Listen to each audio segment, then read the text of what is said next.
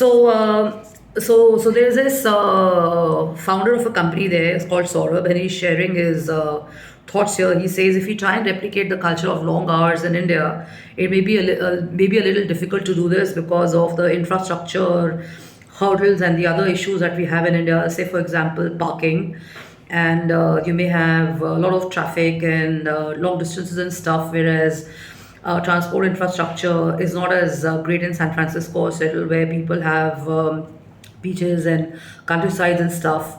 So they end up physically and mentally being more rejuvenated and charged up. And he's talking about a noisy, hyperactive, or a buzzing city like Bombay and Delhi and Bangalore. So they come in the category of high traffic and stuff. And depending on what are you going in and stuff, and they're talking about the Valley work culture replications in India, where they're basically focusing on quite clutter-free environments. And they're saying that the way most open offices are organized is not that great to India, because people don't want to spend so much of time in their offices, because half the concerns is about reaching office and how to reach office and the pollution and the challenges and stuff, and the traffic, like I said, and everything which we all know by now. But then there are a lot of organizations, even in India. You have a brand like Pepsi. I mean, I remember I was working along with Pepsi on a project, and they would start at 8:30 in the morning, and our office would start at 10 at Times of India, Noida. And we used to wonder how do these guys start in the morning and stuff, and they would do that. And once I got into the system of being in the office at 8:30, they didn't want to hang in there after 5. So they had this strict culture there. But the main concern was that they wanted people to be in the office earlier than the road situation and the traffic situation. And then people were maximum in their efficiency in the office and stuff. And they had smaller rooms which had music. They allowed drinking. They had other things happening. And similarly, now with the startup culture and with the trend of advertising and branding and other stuff, people have realized that it's very important to have chill out zones in your offices and stuff, and keeping a casual environment where people can come in at any time and log in and do their work and stuff. So this is what they're talking about. They're saying that if you were to consistently focus only on the traffic, you will keep thinking about the traffic. So this is what happened to me. I mean, I'd come today to the office, and I was driving past a sort of lane, and it normally takes me about 15 minutes to reach, and it took me 18 minutes to reach. And on the left and the right hand side, I have these villages and old school construction and stuff. And my concern was that they could do with better infrastructure, and they could do with better systems and processes all across the country and in Noida. And people like me will also kind of be in their offices on time and stuff. So this is a solution I figured out.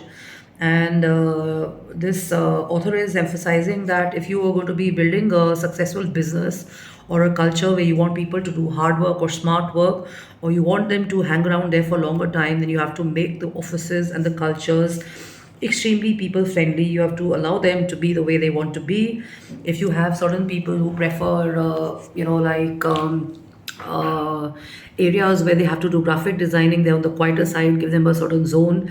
If you have people who are in marketing and branding and they are outgoing and extrovert, give them another zone. If you have someone who's into, let's say, design, and the job is to only focus and kind of stay creative, then give them that kind of a zone. So these kind of strategies help, and that's how you kind of feel rejuvenated, and that's how you kind of want to come back. And what's very important is that even if the office environment or culture is great, but if your determination and your willpower is weak, then you're not going to be in the office. I mean, I could have aimed for being in the office at 10 o'clock, but nevertheless I reached around 12:30 or so, because I had some other tasks to do and stuff. And once I'm in the office, now I'm looking at the time and I'm thinking I'm going to be here for another 4.5 hours, 5 hours. And when I started from my place, I was like, is that even worth it? And then I thought, yeah, why am I even questioning that? If I'm in the office, I'm going to kind of write down, and I'm going to kind of, pen down my ideas and my thoughts and stuff.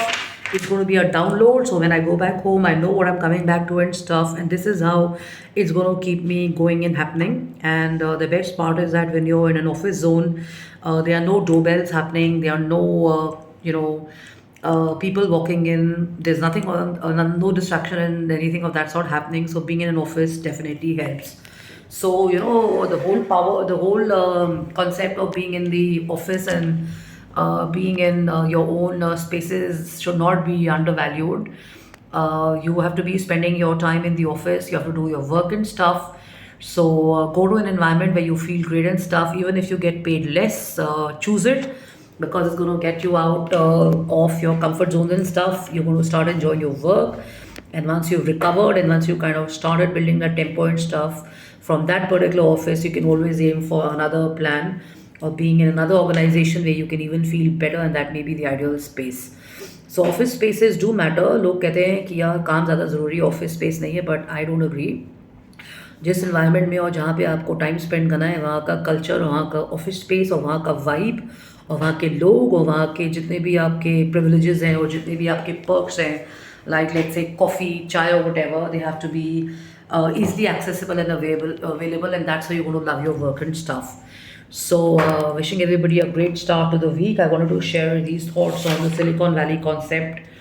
So we do have a Silicon Valley mindset in our country as well. I mean, we know it that most of the IT firm heads are at par with the Silicon Valley, and Silicon Valley is a result of India's mindshare and intelligence level and stuff. So without looking down on your own infrastructure and without looking no, down on what's wrong with your country and stuff, if you can focus on what's going to make you feel better and where you can go to feel better, because there's so many areas in your own cities and countries which are great. I mean, I was driving down from the IIT road and I was on Ames and I saw on the right hand side these amazing skyscraper buildings and stuff, and I was like in total awe of my own city.